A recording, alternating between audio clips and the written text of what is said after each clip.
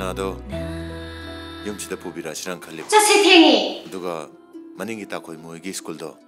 Adai do da oja oina matam khara punana ba ai hainaurake. Thengi chase haiba. Amta ngai kom. Mi MDC gi simam ngai bam lai judro. Mi wa ta khala ka je. Nami to ngamta yengo. Ai loi ne. Mi tamo producer do laga tati nga di chau chau bai chu ni khuni. Hoi ba se ngak le tak na cha se ba. Siam ngai khala film jam di ngi je ba. Phare ne. MDC hai si bu kai ni. As. Nang ji ju ba. Right le ni sa bi ma nei se. MDC hai di hoji hoji Manipur film putoi ba film producer sing ne platform ne ba. Manipur film ki marketing su moi na tawi producer sing si ayam kana re hai badura. Exactly chumba bane do. Saya makala nui ngai ke wai sa na ta ya to.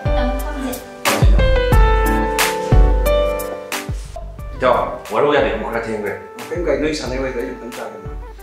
MDC ki waring de ta. MDC hai se Manipur film ki marketing phajana tori ba producer sing ki platform ne. Nai.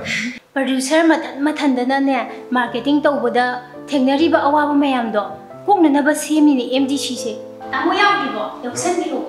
Oh, yaw tu yedo moi partner sing di kana kana. Partner sing di MFDC mobile application ama di Mami TV ni sing. Adu gane tamo lockdown manung da cinema nungai ba mobile ki kuthang de yengi se. MFDC haibadu aduna ni mi. Loine MFDC ki kuthang nei taw. Aduga Mami TV haisina Impact TV, ISTV, Tom TV moi sing sida cinema nungai ba la ena. Ahin tu da kai yin sing do. Adu su MFDC ki pan hai nei taw. Khol ki di yaw da ro bai sa. Haima. Tamo ji kem khangdribo. Adu da lo yaw la bani tamo. Kain chingda dana hui khonga film ku thokpa ya da ni. Adu sei taw. Sial chwang ma ga da. Itaw. Producer ma sama sana ne marnai market tok jabo budi MDC de yaw ga taw na ne. Hena khudong chaba phang ga dore bani. Adu nei taw su ngasi da gi MDC de yaw bi ho. Adu ida se MDC na sa ke rol da ro ge da di. Yoksan Chalo ne taw. Manipur sima ande ke na sakalani. Producer sing ji hingani. Manipur sima ngani. Loi mai pangine.